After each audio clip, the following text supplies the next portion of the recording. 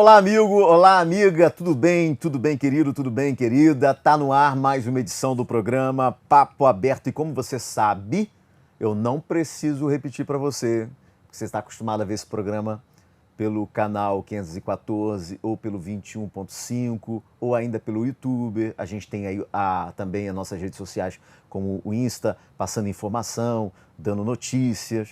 Eu quero agradecer, eu louvo a Deus por esta emissora estar no ar. A gente ficou um bom tempo na geladeira desativado, né? A TV estava desativada e a gente retorna com força total.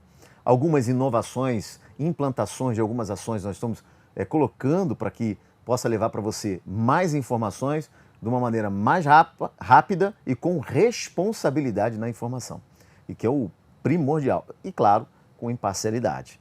Tem uma equipe maravilhosa de jornalistas, cinegrafistas, tem o meu produtor ali, o Thiago Poli também, está ali dando toda a cobertura, né? O Oswaldo, que é também o nosso parceiro aqui, está de férias. Enfim, mas é um trabalho de uma equipe enorme. Fazer televisão não é fácil, né? A gente chegar nesse momento de estar aqui, tem que arrumar estúdio, preparar tudo, e o programa Papo Aberto sai daqui, vai para a edição, e depois da edição, aí sim ele está no ar para levar para você as notícias importantes da nossa região, não só do município de Angra dos Reis, mas da nossa região. Afinal, eu conversava aqui com o meu entrevistado em off e falávamos sobre a beleza paradisíaca do nosso município, Ilha Grande, né? Cobri recentemente o Festival de Música e Ecologia da Ilha Grande, estive lá recentemente também com a família, foi uma coisa maravilhosa. Eu quero aqui conversar com o presidente CMDCA, que é o Conselho Municipal da Criança e do Adolescente, e que é responsável, juntamente com um grupo de participantes desse conselho, né, pela eleição do Conselho Tutelar. Nós estamos vivendo o processo eleitoral do Conselho Tutelar, que começou no dia 2 de agosto e vai até a data do voto, que é no dia 1º de outubro, se não me falhar a memória. Para falar, 1º de outubro, para falar sobre esse assunto, eu converso com o presidente do CMDCA, o amigo Fábio, está aqui com a gente, né? Fábio, satisfação em recebê-lo aqui no programa, obrigado pelo seu carinho, é uma honra, finalmente a gente vai para essa entrevista, e no momento certo, né? Verdade. Não, justamente em pleno pleito eleitoral, sim, a gente falar exatamente da importância desse órgão, CMDCA, sim, e também no processo eleitoral os novos conselheiros, né, que vão estar à frente do Conselho Tutelar. Muito bom dia, boa tarde, boa noite. Eu não sei o horário que você vai assistir. Satisfação em falar com o senhor. Jonathan, muito obrigado pelo convite, obrigado pelo carinho, pela recepção. Parabenizar a TV Câmara por essa iniciativa de estar sempre disposta e comprometida em levar informação de qualidade ao público angrense, não somente o público angrense, mas todo o público de modo em geral. E eu quero também agradecer a presença dos nossos telespectadores que vão estar nos dando essa audiência, e espero ter um bate-papo produtivo com você, que a gente possa estar tirando as dúvidas da nossa população a respeito de tantos temas, porque, como você disse, informação precisa e de qualidade. É isso que a nossa população angrense precisa. Fábio, você preside o CMDCA, que é um órgão importante na nossa região. Qual é a função primordial do CMDCA? O Conselho Municipal dos Direitos da Criança e do Adolescente é uma organização, é um conselho composto por sociedade civil e governo. E juntos a gente milita na causa da criança e do adolescente. A gente luta pelos direitos das crianças e dos adolescentes, em todas as suas esferas. Tanto na formação de políticas públicas, por exemplo, hoje nós fazemos parte de um grupo de trabalho que tem trabalhado no Plano Municipal para a Primeira Infância, focado em crianças de 0 até 6 anos. Então, nós estamos criando políticas públicas para esse público.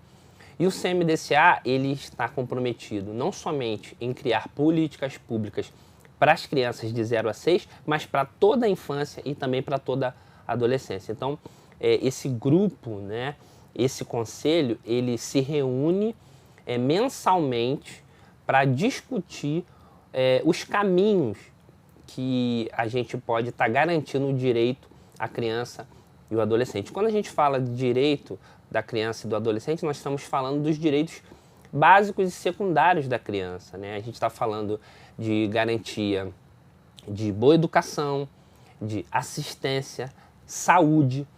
Então, nós estamos preocupados com isso e trabalhando para que isso aconteça. Então, basicamente, nós estamos lutando pelo bem-estar da criança e do adolescente no município de Angra dos Reis. Olhando para esse ponto de vista, eu quero desmembrar a fala do senhor, e o senhor teve por um período à frente da coordenação da Casa Abrigo, né? O quanto é importante essa defesa do direito da criança e do adolescente, tendo em vista muitas crianças que são violentadas, não só fisicamente, mas moralmente, né? Sofrem abusos morais, né?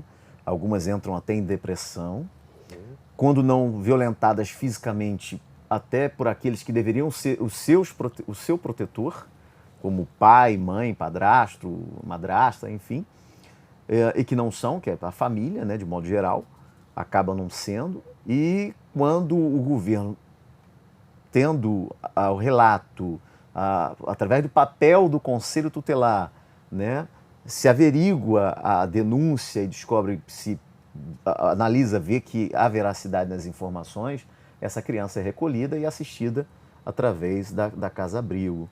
É um trabalho fundamental, o Fábio, no sentido de preservar a integridade dessa criança, desse assistido? Sim, eu tive o privilégio e a felicidade de coordenar a Casa Abrigo na sua nova fase, na sua reconstrução, e ajudar na implementação da nova equipe de trabalho, na reformulação do funcionamento da Casa Abrigo. E é exatamente isso que você falou. Quando uma criança ela tem o direito violado e não há mais formas de se reparar essa violação por outros meios, porque a gente tem uma rede, e essa rede ela está empenhada em proteger essa criança e dar caminhos para que essa família tenha essa criança de forma digna e de forma segura. Então, quando essa família perde a capacidade de manter a integridade dessa criança, a segurança dessa criança, e ela coloca essa criança em risco ou permite que essa criança esteja em vulnerabilidade, então essa criança precisa ser abrigada. E a Casa Abrigo faz esse belo papel de abrigar essa criança, de cuidar dessa criança, de prover médico, de prover atendimento psicológico, de prover educação para essa criança. Então, eu como coordenador da Casa Abrigo tive uma felicidade muito grande de estar participando disso e ver o papel do município, né, através da Casa Abrigo, nesse enfrentamento, né, das violências e da preservação das nossas crianças e dos nossos adolescentes. Gente, eu estou conversando aqui com o Fábio, que é presidente do Conselho Municipal de Direito da Criança e do Adolescente, que é o CMDCA. É um conselho importantíssimo no cuidado, em defesa dos direitos dessa criança, desse adolescente, que passam por grande dificuldade. Senhor Fábio, o senhor tem experiência, porque a gente vê claramente isso, na questão do olhar. Me parece que o senhor é assistente social? Não, eu sou psicanalista, psicanalista e terapeuta e tenho formação também na área de saúde mental. Da saúde mental. Sim. Saúde mental é importante, hein? Sim, muito. Aqui na televisão a gente vai precisar muito do senhor aqui, só para descontrair. Ô, Poli, tu ouviu aí, Poli? Você está indo ali, mas é importante. Saúde mental, a gente está brincando aqui, mas é um assunto importantíssimo, porque o que eu vi de relato, eu não vou fugir da pauta, a nossa pauta é o Conselho Tutelar, e aí por isso que eu trabalhei primeiro com o início do papel do CMDCA, ele é o presidente, e é a pessoa responsável por esse processo eleitoral. Mas a gente viu a questão de pandemia e o que eu mais vi exatamente isso porque a doença, diz que a doença mental, psíquica é uma doença da alma, né? É uma doença oculta, invisível. O que eu mais vi foram colegas, alguns pastores inclusive, dando um relato de púlpito e tal, e que passaram por uma crise de pânico e de ansiedade, de desespero, o que atinge também uma criança que se vê, não vou nem dizer aqui a violência física, mas um assédio moral dentro da sua própria casa, né? Sim. Na verdade, no pós-pandemia, a gente teve uma pandemia de um vírus, né, coronavírus, que atingiu a população. E a nossa sociedade, a partir do coronavírus, a sociedade mudou. Os processos mudaram, o processo social mudou. Nós temos agora o que a gente chamou por muito tempo de um novo normal, que é aquela normalidade dentro da anormalidade. E isso produziu problemas psíquicos muito, muito graves. Há estudiosos, especialistas que dizem que agora a nova pandemia será uma pandemia de problemas emocionais. Então a gente precisa se preparar para isso. E as nossas crianças, elas estão vivendo dentro desse contexto. E talvez elas sejam os maiores alvos dessa possibilidade de uma pandemia de problemas emocionais. E isso se deve por várias coisas, por causa do uso de rede social, por causa do sistema, enfim, globalizado, porque um problema que acontece na China ou em outro lugar do mundo acaba se tornando o nosso problema. O sucesso das redes sociais que se vende para os nossos jovens e para as nossas crianças e que eles acabam achando que o que acontece com as pessoas também deve acontecer com eles. A forma com que as famílias têm lidado. Hoje, os pais eles estão muito pouco presentes na vida dos seus filhos, porque eles têm N atividades, eles têm várias atribuições e têm pouco tempo com seus filhos. E hoje o uso de tela é uma coisa que tem agravado muito todo esse processo, porque a maior companhia das crianças e dos adolescentes hoje, Jonathan, é o celular. Então, hoje nós temos uma explosão de problemas emocionais, nós temos crises de ansiedade, nós temos autolesão, todas essas coisas vividas pelas nossas crianças e nossos adolescentes por causa do estilo de vida que a sociedade tem desenvolvido. Então, o meu alerta para você que está em casa, você que é pai, você que é mãe, você que é educador, que nos assiste hoje, é que você reveja o seu estilo de vida para que a gente possa trazer uma saúde emocional maior para as nossas crianças. Isso vai estourar na escola, com bullying, com violência. A gente tem visto muita violência nas escolas. Exatamente. E tudo isso começa dentro do seio da nossa família. Então a gente precisa ter um cuidado maior com a nossa maternidade e com a nossa paternidade para que a gente ajude os nossos jovens, os nossos adolescentes e as nossas crianças a passarem por essas crises de ansiedade. Nós estamos terceirizando a educação das nossas crianças do ponto de vista quando se fala do uso da internet, o Fábio? Com certeza, é porque a internet, o celular, por exemplo, ele virou um recurso acessível para que o pai e a mãe distraia a sua criança, né? Então, ter uma criança em casa é muito desgastante, porque dá trabalho, demanda atenção e tantas outras coisas, e o celular é sempre o recurso mais rápido, mais barato e mais acessível. Só que o resultado que isso vai trazer lá na frente é muito grave. Então, a gente precisa repensar o uso de tela, a gente precisa divulgar uma campanha, a gente tem pensado isso quanto CMDCA, restringir o uso de tela, principalmente para crianças menores de 6 anos. A gente tem se preocupado com isso, tem pensado em campanhas para o próximo ano em relação a isso, mas é uma coisa que a gente precisa estar atento. O presidente do CMDCA está aqui com a gente, que é o Conselho Municipal de Direito da Criança e do Adolescente. Ele é o responsável pelo processo eleitoral do Conselho Tutelar.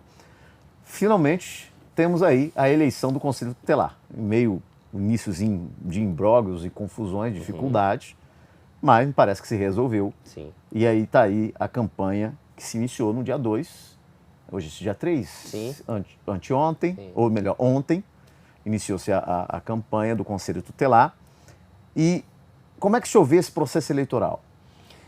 Eu vejo como um processo muito importante, porque dessa feita nós teremos 10 conselheiros eleitos, e esses 10 conselheiros eleitos, eles estarão diante dessa grande demanda que a gente acabou de falar aqui. O desenho, o quadro que os conselheiros tutelares vão enfrentar é exatamente esse, Jonathan. Então, quando a gente, às vezes, é exigente, ou quando às vezes a gente tenta discutir profundamente a questão da criança e do adolescente, do papel do conselheiro tutelar, não é um preciosismo, é porque as nossas crianças são preciosas. Então, os nossos adolescentes são preciosos, por isso a gente precisa dos melhores. A gente precisa dos mais empenhados, dos mais apaixonados, daqueles que amam o que fazem, e por isso que a gente precisa dar importância ao Conselho Tutelar, valorizar o Conselho Tutelar e conscientizar a população do papel do conselheiro tutelar para garantia de direitos da criança e do adolescente. Agora nós vamos ter aí, são 10 conselheiros, sai de 5 para 10, Sim. né? E mais 10 suplentes, né? Caso haja algum problema. Mas o fato é que nós vamos ter uma unidade atendendo aqui a região, de Angra, aqui no centro, né? Fala Angra, o primeiro, segundo e terceiro distrito, e um do quarto distrito, é isso? Exatamente. A gente tem uma população em Mambucaba, Frade, aquela região muito grande. Então, o número de habitantes que nós temos em Angra dos Reis já exige um segundo conselho. E, estrategicamente, a gente está colocando esse segundo conselho no quarto distrito para poder melhorar a cobertura, né, do serviço às crianças e aos adolescentes. O que pode e não pode nessa eleição? O que candidato pode, por exemplo, ele pode usar rede social, ele pode fazer material gráfico por conta própria ou não pode? Então, o nosso município ele tem por uma prática já de outras eleições, forneceu material de campanha. Então, o nosso município ele já forneceu esse material de campanha para que os candidatos eles pudessem estar fazendo a sua campanha eleitoral. Os candidatos eles podem, sim, usar as suas redes sociais. Agora, a gente precisa pensar em 3 questões que envolvem a eleição do Conselho Tutelar, essa consulta pública, né? Essa consulta pública, ela tem algumas regras, né? Então, por exemplo, o candidato ele pode usar a rede social, mas ele, por exemplo, não pode fazer um impulsionamento. Não pode pagar para impulsionar. Não pode pagar para impulsionar. Então, se ele fizer um compartilhamento entre a sua rede de amigos e etc., ele pode fazer, ele não pode pagar, por exemplo, um tráfego pago ou um impulsionamento, isso ele não pode. Por exemplo, se ele fizer um disparo em massa pelos aplicativos, né, de celular, como por exemplo o WhatsApp, isso ele também não pode, um disparo em massa. O que seria um disparo em massa? Um disparo em massa é geralmente... Linha de transmissão? A lista de transmissão ele pode fazer, mas, por exemplo, se ele comprar um sistema de computador que faça disparo automático... Que é pago. Né? Por exemplo, existem aqueles programas que alguns chamam de robôs, né? Que ele programa os disparos programáticos para as linhas de transmissões e para os WhatsApps. Isso também não pode. Uma outra coisa também que é importante é a gente pensar em 3 poderes que estão contemplados nas nossas leis e nas nossas resoluções. O poder econômico, o poder político e o poder religioso, né? Então, eu não posso usar uma máquina partidária para fazer essa campanha, eu não posso usar uma máquina política, né? Então eu não posso. Um poder financeiro, de alguma forma. É o poder econômico, né? Que é o poder econômico, exatamente. Comprar votos ou fazer qualquer tipo de pagamento para as pessoas, camisas, Botar na canecas. rua. Segue muito a questão da lei eleitoral normal. Exatamente. Depois da reforma. Exatamente. E o poder religioso. Usar uma máquina religiosa, seja ela qual for, também para se eleger. Isso também Então, usar a não pode. máquina religiosa, como é que se caracterizaria isso? Um fato, por exemplo, de um pastor em cima de um púlpito, olha, esse aqui é meu conselheiro. Exatamente. Isso também Caracterizaria. não pode. Se caracterizaria o uso do poder religioso. Impugna? Se ele for denunciado, ele pode ser impugnado. Inclusive, há uma ficha, né, que a gente distribuiu para os candidatos. A gente fez uma reunião no dia 2, Jonathan, com os candidatos, fazendo todas as orientações, e aqui a gente tem uma ficha que a gente chama de termo de constatação de conduta vedada. Então, a gente assinou um compromisso junto aos candidatos, os candidatos assinaram um compromisso para que eles ficassem cientes de todas as regras estabelecidas no certame, né? E também no processo de escolha. Então, eles estão cientes disso. Então, pode haver a campanha, pode haver a divulgação por rede social, por lista de transmissão, por grupos de WhatsApp, mas isso precisa ser bem feito da forma correta, para não se caracterizar. Eu vou fazer um ping-pong aqui, para a gente, seria um resumo bem rápido, bem curto, para a gente poder entender. O senhor disse pode ou não. Carro de som? Não. Impulsionamento? Não. Contratar pessoas para panfletar? Também não. Fazer material gráfico por conta própria? Também não. Fazer uma arte virtual só para jogar nas redes sociais? Ele pode usar a arte que já foi divulgada para ele. Então, bater uma foto. Por exemplo, ele pode bater a foto da arte e replicar, né? Ou criar uma arte igual e replicar. Ele pode criar uma arte igual. Uma Mas arte aí seria igual. um risco, né? Porque como é que você define o que às vezes que é igual, né? Porque às vezes você não consegue achar a mesma cor. É melhor trabalhar só com a foto. De preferência, ele bateu uma foto do panfleto que ele recebeu. Que ele já recebeu, isso. Porque esse panfleto ele foi feito por nós, né, e disponibilizado para ele, então ele bate uma foto e pode usar essa foto para fazer a sua divulgação. Camisa, boné, caneta, bottom? Não pode. Não pode. Porque caracterizaria algum favorecimento, né? Então eu estou dando um brinde para você. Então, nesse caso, não poderia. Não poderia. Comício ou showmício? Também não. Também não. Não. Que é o mesmo caso das igrejas. Exatamente. Também foi apresentado lá, em cima da igreja, não dá. Quer dizer, é basicamente o mesmo processo eleitoral de um candidato a vereador, por exemplo, que vetou exatamente o uso do poder econômico excessivo que ocorria numa eleição. Você recebia. Eu já fui candidato a deputado, já fui candidato a vereador, já fui coordenador de campanha, já presidi partido e eu vi a evolução. Eu sou da época que a gente fazia campanha 3 meses e podia usar boné, botar camiseta, usar bota. E quem tinha o uso do poder econômico era realmente um tapa na cara para os candidatos pobres, sem condições. Eu vou usar aqui um termo de fábrica, chão de fábrica. A gente não tinha condições de competir com um camarada. Você botava 3, 4, os caras botavam 3, 4, o outro candidato botava 3, 4 carros de som, fazia camiseta e tal, e você não tinha nenhum carro, você não tinha recurso para isso. Então eu acho bastante interessante essa questão de igualitarizar. Sim. A nossa intenção é justamente dar igual condições para todos os candidatos. Todos os candidatos devem ter as mesmas condições de pleitear a vaga para conselheiro tutelar. Então, por isso que a gente tenta padronizar, todo mundo recebe o mesmo número de material, todo mundo recebe as mesmas condições, justamente para que seja democrático, né? A gente quer democratizar a possibilidade do candidato chegar a esse posto de conselheiro tutelar. Vocês, só o material que vocês vão entregar, que foi entregue, é material de santinho, né? O chamado sim, santinho, né? Sim. Só, não tem mais nada. A gente está... hoje a gente vai ter uma reunião com a comunicação para a gente poder colocar todas as informações no site da prefeitura inclusive a foto dos candidatos, as informações, o número dos candidatos, a gente também vai estar colocando no site da Prefeitura para que tenha um maior alcance e para que a população conheça esses candidatos, né? A gente vai estar distribuindo também panfletos. O Santão?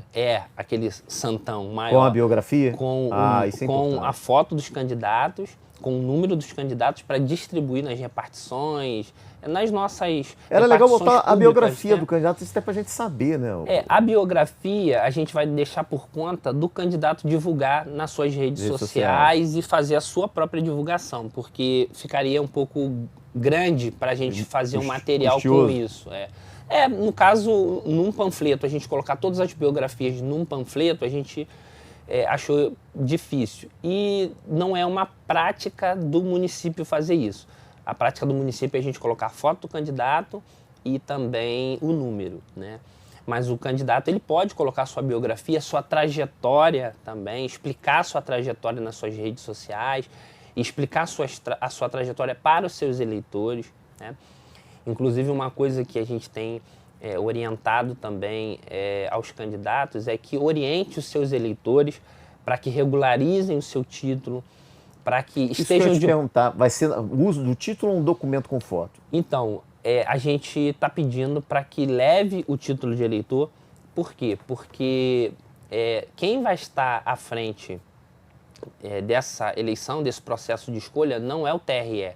E o TRE ele tem meios de aferir se a pessoa é aquela ou não, tem um caderno com as informações sobre o eleitor, e nós não dispomos de todos os recursos e de todas as ferramentas que o TRE dispõe. Então a gente pede que leve o título de eleitor e leve a sua identidade. E a gente já está pedindo para os candidatos avisarem isso para os seus eleitores, para que regularizem seu título, veja se votaram na eleição passada, se não tiveram seu título suspenso, para que no momento da eleição não haja nenhum tipo de problema. Então, isso é importante aqui para o nosso telespectador, que ele averigue o seu título. Nós temos um aplicativo hoje que facilita muito, né, a emissão do título de eleitor. Então, verifique, se informe sobre o seu título, se o seu título ele está válido, para que no momento da eleição tudo corra da melhor forma possível e haja agilidade na hora da votação. Tem que ter o título. Tem que ter o título. Senão não vota. Senão não vota. Tem que ter cédula ou urna eletrônica? Vai ser cédula. Por quê? Porque o TRE não liberou urnas eletrônicas para nós por causa do número de eleitores que nós temos. Então nós teremos urnas suficientes para toda a população será contemplada, todos os territórios serão contemplados, né, dentro da medida do possível, porque a gente precisa pensar nas zonas eleitorais, a gente precisa pensar nos locais de votação. Então, eu voto na 51, que é a prefeitura. Posso ir lá votar? Então, a gente tem alguns locais de votação. Hoje nós teremos 21 locais de votação e a gente está esperando a informação do TRE para que a gente distribua essas sessões eleitorais. Então a gente precisa criar as sessões eleitorais, mas todos os lugares possíveis de Angra vão ter essas sessões para votação. Então a gente precisa alinhar os locais de votação, o contingente eleitoral, a disponibilidade de segurança pública, a disponibilidade também do Ministério Público. Então, o MP participa? Sim, o MP ele participa desde a construção do edital até a nossa eleição. Até o resultado final, até a eleição e a publicação do resultado final. Todas as reuniões que a gente faz, a gente comunica ao Ministério Público, todas as nossas decisões são compartilhadas com o Ministério Público. Então, o Ministério Público ele precisa fazer parte de todo o processo. Então, a gente precisa alinhar todas essas coisas, a gente precisa convergir tudo isso. A segurança pública, a nossa logística quanto município, a nossa logística quanto CMDCA, todas essas coisas precisam estar alinhadas. Vai haver urna na Ilha Grande? Na Ilha Grande vai ter. Bacana. Sim. Parque Nas Mambucaba, três praias. Monsuaba. Monsuaba, todos esses lugares. A gente pode até depois, Jonathan, disponibilizar para você os locais de votação. A gente vai estar fazendo uma matéria no site da prefeitura, mas a gente já pode adiantar que a gente vai ter, sim, em alguns lugares estratégicos, né? A gente vai ter no Balneário, a gente vai ter no Bonfim, a gente vai ter no Morro da Cruz, no Bracuí, no Parque Mambucaba, Vila Histórica, Nova Angra, a gente vai ter também no Provetá, né? A gente vai ter no Abraão, né? Então a gente vai ter também em Araçatiba. Então a gente vai ter assim urnas espalhadas pela cidade toda, né? Para estar contemplando e democratizando a possibilidade do voto. Bacana. Conversando aqui com o senhor Fábio, presidente do CMDCA, né, que é o Conselho de Direito da Criança, Conselho Municipal do Direito da Criança e do Adolescente, e está falando sobre o processo eleitoral para os conselheiros tutelares que vão assumir aí no município de Angra. A eleição acontece no dia 1º de outubro, começou agora no dia 2 de agosto, então eles têm 2 meses aí para a gente analisar, ver o melhor candidato, analisar a biografia, ouvir as propostas. É possível fazer vídeo? Não. Está liberado? Não. Então, o candidato, a gente está vendo junto à comunicação para a gente fazer um vídeo com os candidatos. Mas individualmente não? Individualmente com cada candidato. Sim, mas eu digo assim, cada um, se quiser fazer uma live, por exemplo, pode ou não? Não, não pode. Não pode. Ele de repente pode fazer um vídeo falando daquilo que ele pretende, das suas intenções, um vídeo sim, mas uma live não. Né? Live vídeo não. ele pode? O vídeo ele pode fazer. E postar nas redes sociais? E postar nas redes sociais dele. Uma outra coisa que é importante é a gente pensar também, não só na questão do material de campanha que eles receberam, né? Mas explorar também as redes sociais, né? Explorar o Instagram, Facebook, né? Tá divulgando o seu material via internet. Então, tudo isso é muito importante para o candidato, para que a população possa tomar conhecimento da sua história, do seu trabalho com a criança e com o adolescente. Né? Então, tudo isso é muito importante. Obrigado por você ter vindo aqui no nosso programa. Eu agradeço assim a Deus pela sua presença. Gosto muito do senhor. Fábio é um amigo. Eu tenho uma admiração pelo trabalho dele. E é sempre bom receber um representante, presidente do CMDCA aqui no programa para falar do direito da criança e do adolescente, com vista maior à questão do processo eleitoral que está em vigência aí nesse período do dia 2 de agosto ao 1º de outubro, quando acontece o processo, a votação, onde você vai dar o seu voto aí entre os 20 nomes disponíveis aí, você vai escolher. Nas cédulas terão 5 nomes. E essa informação, Jonathan, é muito importante, porque o eleitor ele vai poder votar em 5 candidatos, né?